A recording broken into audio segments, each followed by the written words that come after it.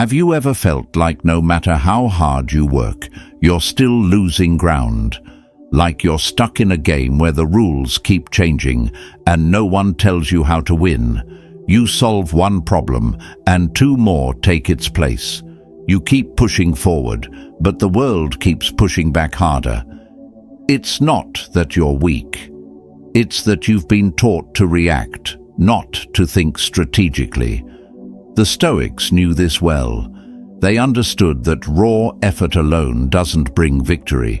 What matters is perspective, the ability to step back, see the full terrain, and choose your next move with calm clarity. In a world that rewards noise and speed, they chose stillness and direction. That's not a personality trait. It's a skill. A way of thinking forged through discipline, self-mastery, and an unshakable mind. This video isn't about working harder. It's about working wiser, about learning to move with intent, to think with depth, and to win with grace. If you're tired of reacting to life and ready to start out maneuvering it, stay with me. There's a better way forward, and it begins right now. 1. Understanding strategic mindset. Most people live in reaction mode. They solve problems as they appear, stay busy, stay moving, but rarely pause to ask, where am I really going? The Stoics taught that life without direction isn't living, it's drifting. Strategic thinking is what brings you back to the helm. It's not reserved for CEOs or generals. It's the quiet decision to stop reacting and start positioning yourself for what's next. Strategic thinking means seeing life as a series of moves on a board, where today's action echoes into tomorrow's result. It means asking, not just, what do I want now, but what foundation am I building with this choice? It means recognizing patterns, imagining scenarios, and placing yourself where leverage is highest. And it's not about control, it's about readiness. You can't predict every storm, but you can choose your footing. That's why a Stoic doesn't rush. They prepare, they pause, they act when the time is right. This mindset is learnable. Begin by revisiting your last 3 big choices. Were they reactions or were they strategy? That reflection is your starting point.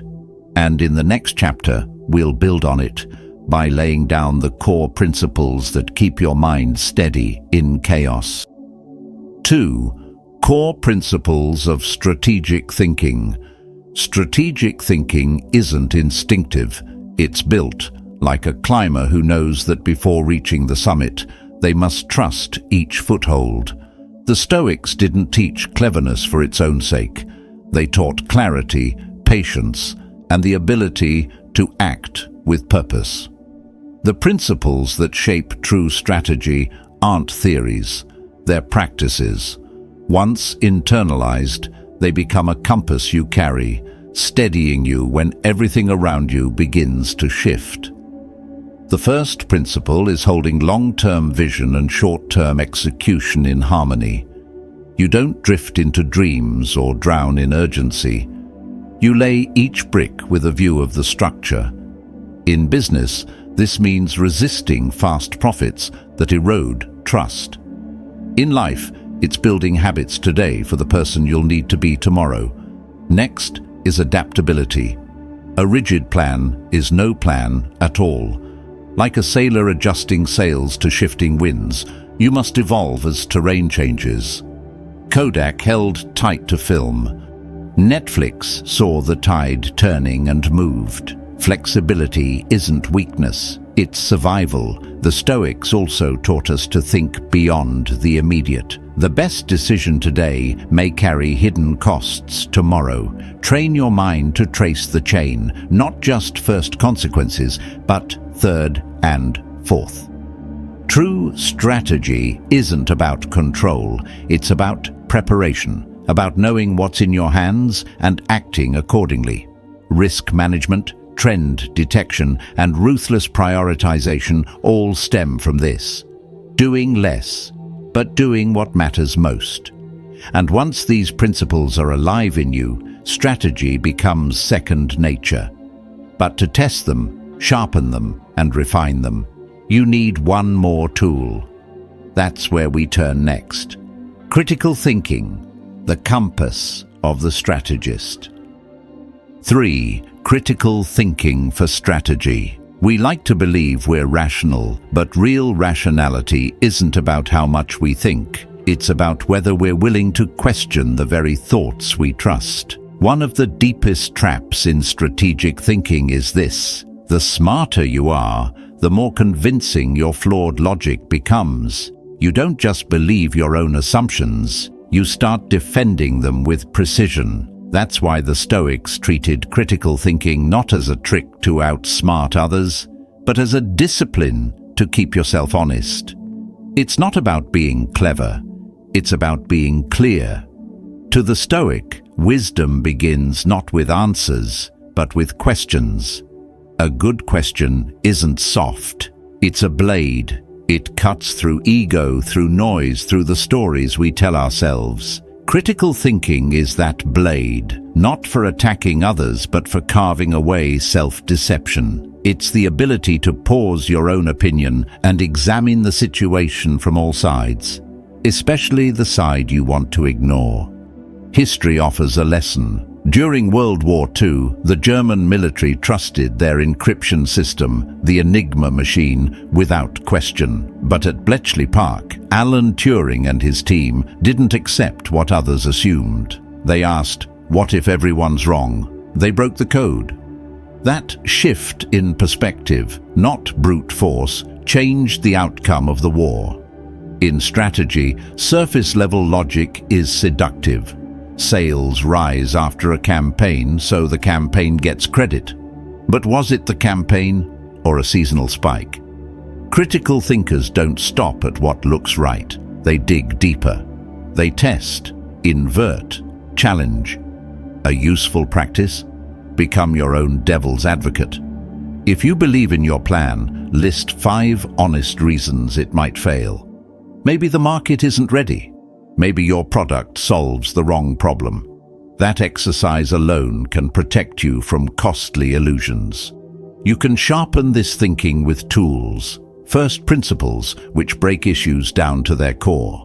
Inversion, which asks how failure happens. Second-order thinking, which considers not just what happens now, but what happens next. And Occam's razor, when in doubt, trust simplicity. But the most important tool is humility. The Stoics never insisted they were always right, and they insisted on becoming less wrong over time. A strong mind isn't one that clings to ideas, but one that corrects course without hesitation. That's not weakness, that's mastery. Now that your thinking is sharper, it's time to make it matter. In the next chapter, we explore the decision-making process, where clarity meets action and thought becomes transformation. 4. Strategic decision-making. A single poor decision can sink an army, a business, or a life. Yet many still choose quickly, emotionally, or worse, blindly. In a fast-paced world, speed is often mistaken for wisdom. But the Stoics saw things differently. They taught that wisdom is structure, that calm thinking before action is the highest form of strength. The first move in any decision isn't to act, but to define what truly matters. Without clarity, action becomes noise. Strategic thinkers ask, "What exactly do I want and why?" From there, they filter information with intention. Not everything that's loud is useful. They don't react to every trend. They dig for insight. And before solving a problem, they ask, "Am I solving the right one?"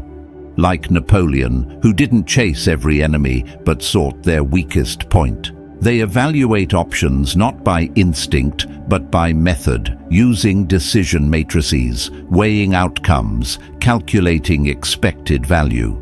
For small choices, they act fast and refine. For major ones, they pause, reflect, and wait.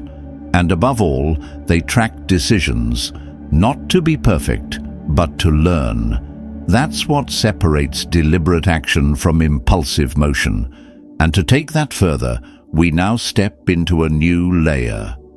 The power of interdisciplinary thinking, where logic meets creativity and insight finds its edge. 5. Thinking across fields. In a high-pressure meeting, a young manager stared at a plummeting sales chart. The campaigns were solid, the budget balanced, the team unchanged. Everything should have worked. Then someone asked half-jokingly, "Has it rained more than usual this month?" It sounded irrelevant until it wasn't. Customers typically walked to the store, and the rain had kept them home. The solution? Launch rainy day online promotions. The breakthrough didn't come from the data. It came from a shift in perspective. That's where strategic thinking matures, when it stops staying in its lane, when it stretches across disciplines. The Stoics understood this well. A wise person, they taught, doesn't lock their mind in one room. They rise above it, seeing life not as isolated pieces, but as a system, always in motion, always connected. Interdisciplinary thinking isn't about collecting facts from every field. It's about learning to see across fields. To take something from biology, music, architecture, and apply it to a challenge in business or life. History gives us examples. Frederick the Great composed music to sharpen his military timing. Steve Jobs studied calligraphy and brought beauty to machines. They didn't just gather knowledge, they fused it. They didn't just ask, "What is this?" They asked, "How does this relate to everything else?" Try this. Take a problem you're stuck on. Now pick an unrelated field, say astronomy. Ask, if this were a celestial system, what's in orbit? What's collapsing? What's being pulled too far? Communication becomes gravity. Distance weakens it. So we tighten the orbit, more check-ins, more clarity. Strange? Maybe. But the Stoics would remind us nature's truths repeat. Wisdom hides in patterns. You don't need to be a polymath. Just start noticing. What does your morning jog teach you about pacing your project deadlines? What does a flea market teach you about negotiation? What can a chef's timing tell you about managing chaos? Marcus Aurelius wrote of viewing life from above, where struggles shrink and the whole becomes clear. That perspective begins with leaving your role behind, stepping beyond your job, your field, your age. It begins when you choose to live as a boundless learner. And once you've trained your eye to see patterns across the map of life, the next step becomes obvious. It's time to bring that insight down to earth, to act. In the next chapter, we'll explore how to translate thought into disciplined execution, turning ideas into impact and wisdom into your way of life. 6. From plan to action. There's a quiet frustration many of us carry. The strategy is clear, the ideas are brilliant. We see the steps in our mind, vivid and logical, and yet nothing moves. The plan remains on paper. The goal stays distant. We confuse thinking strategically with living strategically. But the Stoics were firm on this. If your thought doesn't turn into action, it's just decoration, sharp in theory, useless in life. A true strategist is not the one who sees far ahead, but the one who knows how to take the first step today, in reality, not in imagination. To bridge the gap between intention and execution, we need more than motivation. We need systems. Stoics taught us to move from vague ideas to concrete, controllable actions. Instead of saying, "I want to be healthier," say, "I'll train 3 times a week, eat at home 5 nights a week, and sleep 8 hours daily for the next month." What you can measure, you can direct. What you can direct, you can change. But even the best plans fail if they're cluttered with distractions. You can't fight every fire. Use tools like the Eisenhower matrix to sort what truly matters. Most people are dragged around by what screams loudest. Strategic people focus on what lasts. They build skills, strengthen habits, invest in relationships, not dramatic moves, consistent ones. And to do that, you need time frameworks. A 90-day sprint, for example, helps you anchor vision into reality. Pick 3 key outcomes. Break them into weekly actions. Reflect each Sunday. Ask, am I moving closer or just staying busy? No plan works without accountability. The Stoics didn't seek excuses, only responsibility. Track your choices. Send updates to someone you trust. And most of all, be honest with yourself.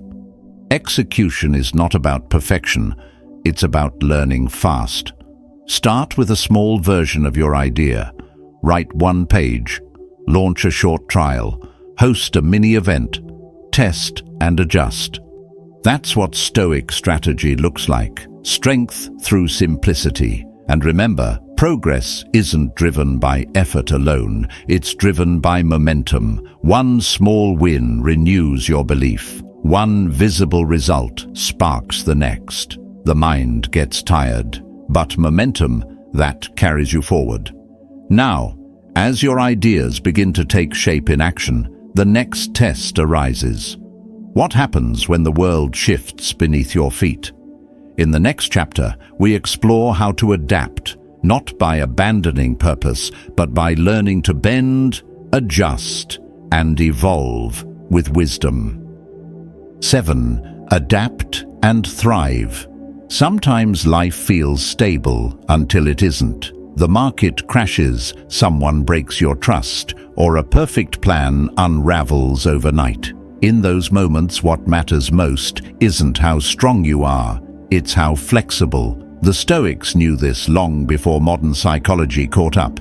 They understood that those rigid in mind will snap in chaos, but the adaptable, the ones who can bend, pivot, and let go, are the ones who survive and grow. Strategic adaptability isn't passivity. It's not about giving up control. It's the ability to sense subtle shifts, to detect quiet signals that others overlook. A sigh in a conversation, a dip in demand, a glance that doesn't sit right. These are clues. The Stoic doesn't ignore them. They prepare without panic. They create flexible plans and fallback paths. They ask not, will this happen? But, if it does, am I ready? The wise don't cling to broken routines out of comfort. They run small experiments, adjust quickly, and invest in what serves them now, not what made sense yesterday. And when change feels overwhelming, they ground themselves in clarity. Calm isn't a personality trait. It's a decision, a habit, a discipline. So if you're facing uncertainty, ask, what can I release? What can I shift? And where can I lead from stillness? Because from this space of fluidity comes your next evolution, and from here we move into something greater, the quiet power of influence and how to lead others without control.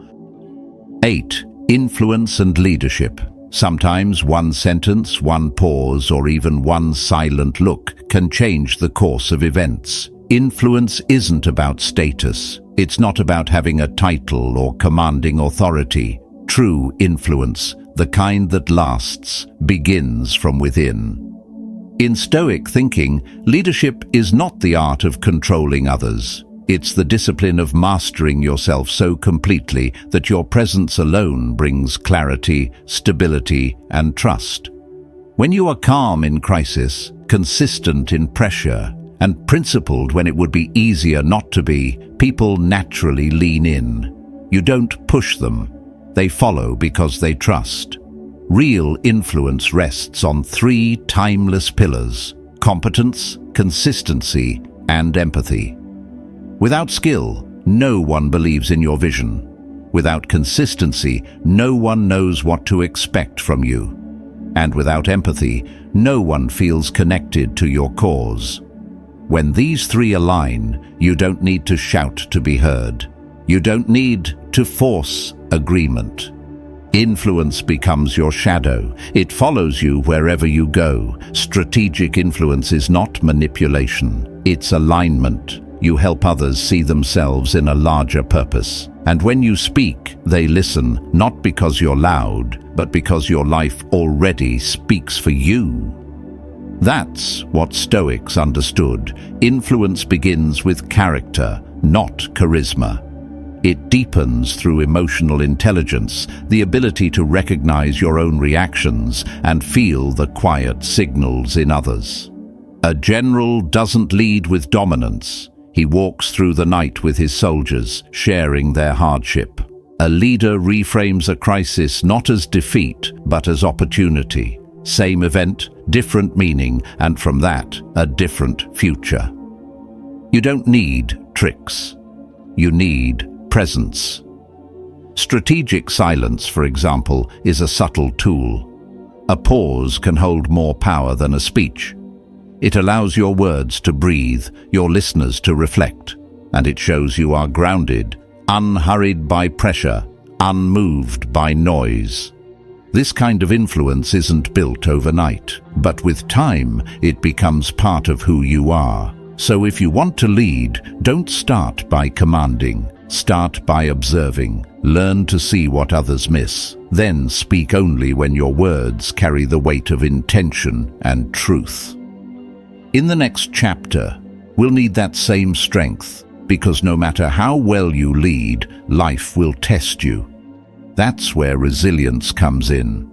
Not hard, brittle strength, but the flexible kind that bends and never breaks. Let's keep going. 9. Resilience as a strategy. No matter how detailed your plan is, there will come a time when reality breaks it apart. The market changes. Someone you trust walks away. What once looked certain begins to dissolve. And in those moments, the question isn't how perfect your strategy was. It's how steady you can remain while everything shifts. The Stoics never promised life would be smooth. What they taught was something deeper, that adversity doesn't break you unless you let it. True strategy, they said, includes resilience, not stubbornness, but the flexible strength to stay grounded in the storm and keep moving, one deliberate step at a time. When chaos hits, emotions rise, fear, anger, confusion, and if you haven't trained your mind, those emotions will take the wheel. Neuroscience backs this. Under stress, your rational thinking weakens and impulse takes over. That's why resilience starts long before crisis arrives. The Stoics practiced premeditatio malorum, visualizing setbacks ahead of time, not to become pessimistic, but to be prepared. When the worst comes, they're not caught off guard. They've already met the storm in their minds and learned to stand calmly within it. Resilient thinkers reframe failure. They don't deny pain or loss. They reinterpret it. A bad quarter becomes feedback. An injury becomes a reset. Airbnb's early rejections didn't stop them. They adapted, sold cereal to survive, adjusted the product and stayed true to the mission. That's strategic resilience, inner belief paired with tactical flexibility. And no one sustains this alone. Even the strongest need a support structure. Stoicism isn't about isolation. It's about building a circle of clarity where people can challenge and uplift you. Create your own recovery system. List what you control, what you can influence, and what you must release. Keep reminders of past victories, trusted allies, and actions that help you regain balance. When the storm returns, and it will, you won't have to think. You'll simply act. The real test isn't how you behave when all is well. It's how you move forward when no one's watching, when things aren't working, and quitting feels easier than trying again. That's where strategic thinkers rise, not by never falling, but by rising with more precision each time. But life won't always test you with silence and solitude.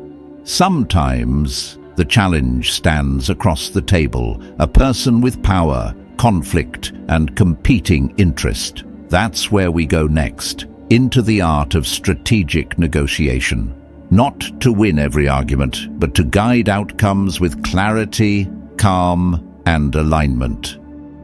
10. Strategic negotiation. You're standing in line at your usual cafe when someone cuts ahead. That's a negotiation. No contracts, no titles, just a moment where you must choose, stay quiet, confront, or respond with calm intention. Negotiation isn't reserved for boardrooms. It happens when you split the bill, ask for a deadline extension, or convince a friend to see your side.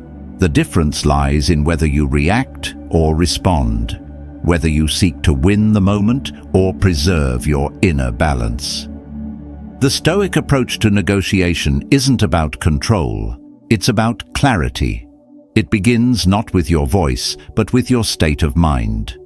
Before any negotiation, ask yourself, what do I want and what am I willing to walk away from?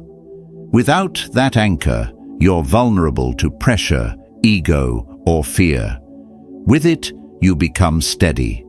That's when you can use one of the most powerful tools, framing. You don't demand, you guide perception. You don't say, I need a discount. You say, if we make this work today, I can ensure more business down the road. The same goal, but now it's a shared benefit. Framing also turns conflict into collaboration. Instead of arguing about who works harder, reframe the question, how can we divide this so both sides feel respected? That shift changes everything.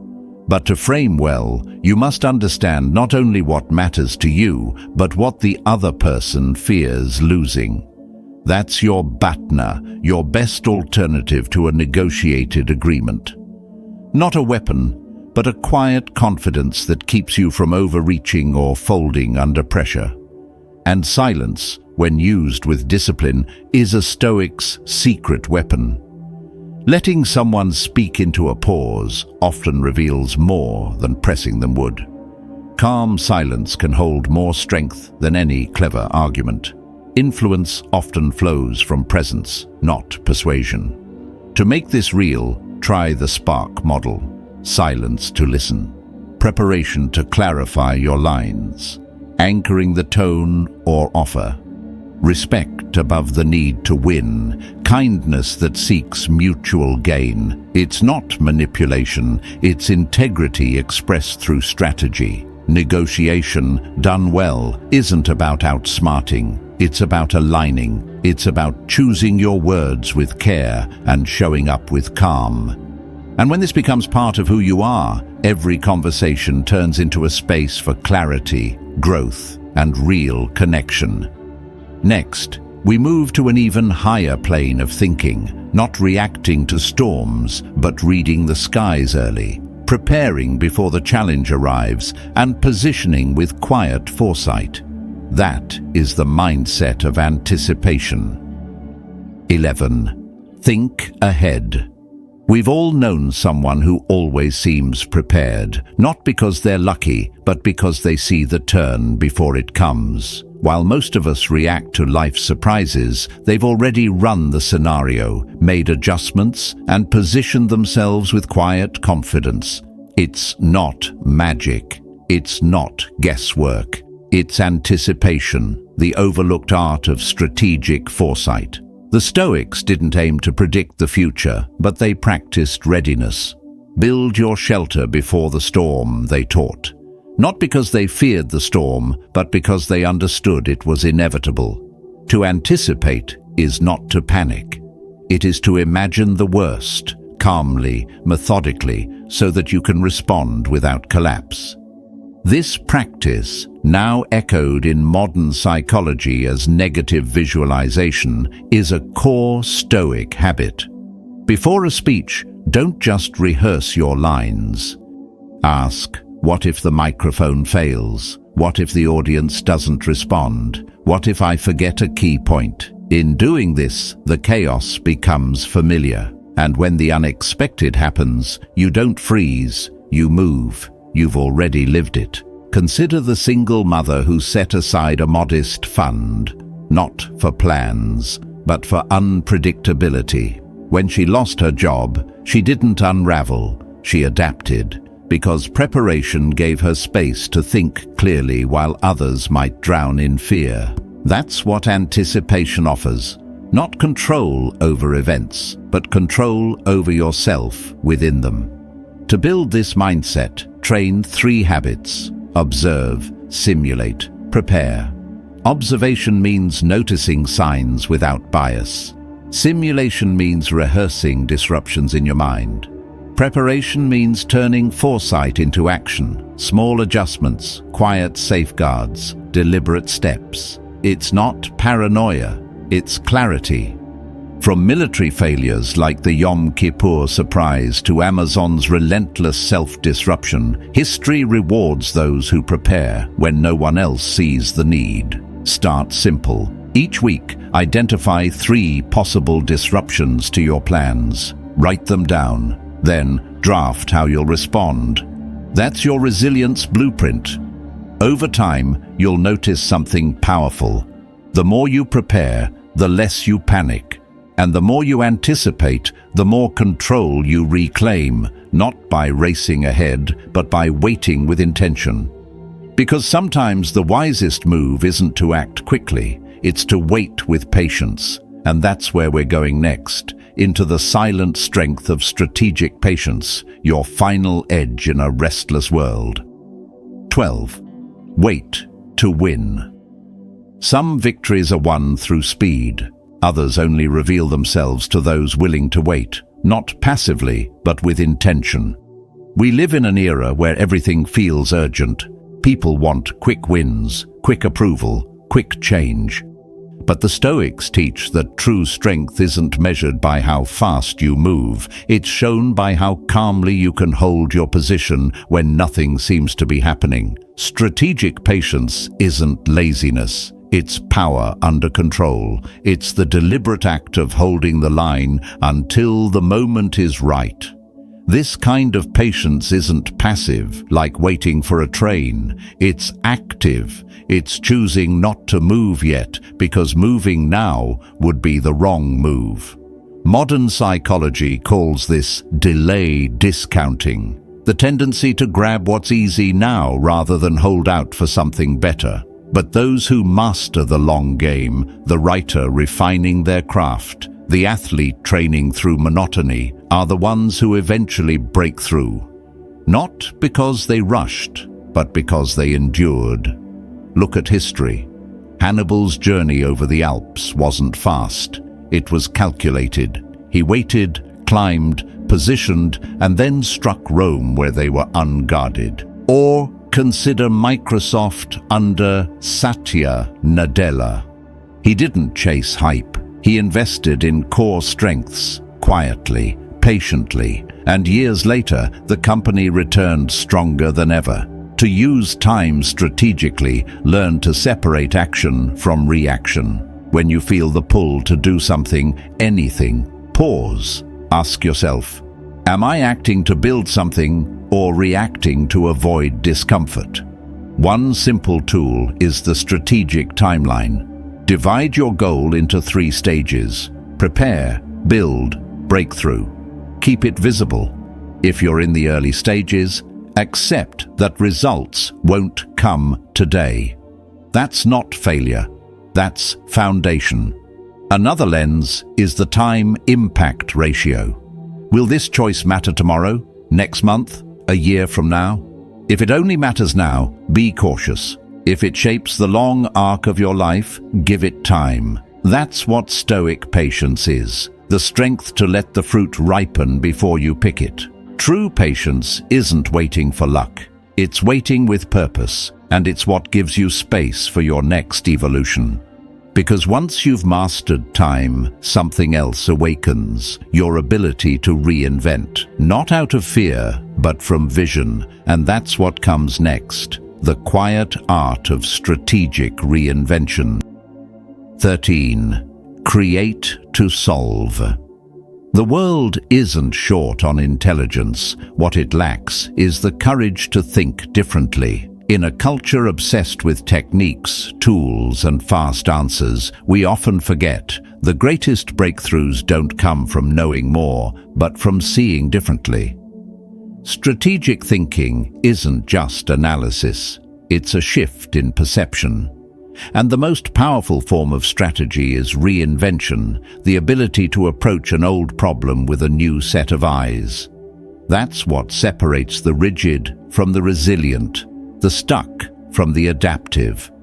The Stoics taught that what traps us isn't the world, but our interpretation of it. You can't invent a new strategy if you're still loyal to the mindset that created the problem. Many people fall not because they lack skill, but because they hold on to what once worked. Strategic reinvention requires letting go, not of your values, but of your attachment to fixed ways of thinking. It's not a creative flash. It's a conscious decision to ask better questions. Imagine a single mother with no spare time for growth. Instead of waiting for quiet hours, she listens to audiobooks while cooking, podcasts while driving. She finishes 12 books in 6 months. Her strategy didn't come from having more time. It came from seeing time differently. That's reinvention. To train this mindset, use zoom in, zoom out thinking. Zoom in to find friction. Zoom out to see systems. Sales are down. It may not be the product. It may be street construction. Shift the frame, and you shift the solution. Innovation isn't about knowing more. It's about seeing what others missed. And that clarity isn't reserved for the gifted. It's practiced by those humble enough to question what they think they know. Because when you let go of old patterns, a new path opens. And that's where we turn next, to the final dimension of strategic thinking. Not just what you solve today, but what you leave behind. The legacy of your choices, the ripple of your mindset. Let's walk that final stretch. 14. Lasting impact through strategy. In a world addicted to urgency and obsessed with short-term wins, there exists a deeper form of strategy, one that doesn't seek applause or dominance, but endurance. It's not about winning the moment. It's about shaping the future beyond yourself. The Stoics believed a person's worth wasn't found in what they collected, but in what they gave, in the structure they left behind for others to build upon. To reach this point, you've moved through layers of thought, from emotional mastery to critical clarity, from adaptability to innovation. But the highest expression of strategy is legacy, when your thinking outlives your presence. Not because you're irreplaceable, but because you made yourself unnecessary. The mark of a true strategist is not how much they control, but how much they empower. They build systems that endure, cultures that teach themselves, and values that quietly guide others when no one is watching. Think of General MacArthur's island hopping strategy, still studied long after he was gone, or Ingvar Kamprad, who built IKEA not just as a company, but as a self-sustaining philosophy. What made their strategies timeless wasn't complexity, it was clarity. A vision backed by structure and rooted in values. So ask yourself, if I left tomorrow, would what I've built still stand?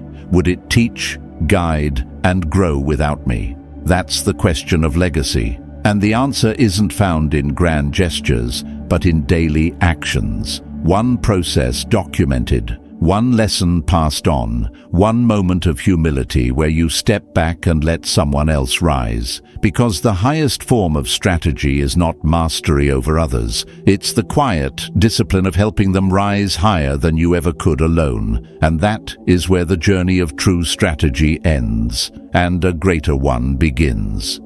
If this message touched something real in you, a quiet part that wants to live with more clarity and purpose, take a moment to subscribe and stay close to this path. Comment, think ahead. If you're walking it too, your journey matters, and the next step is already waiting for you.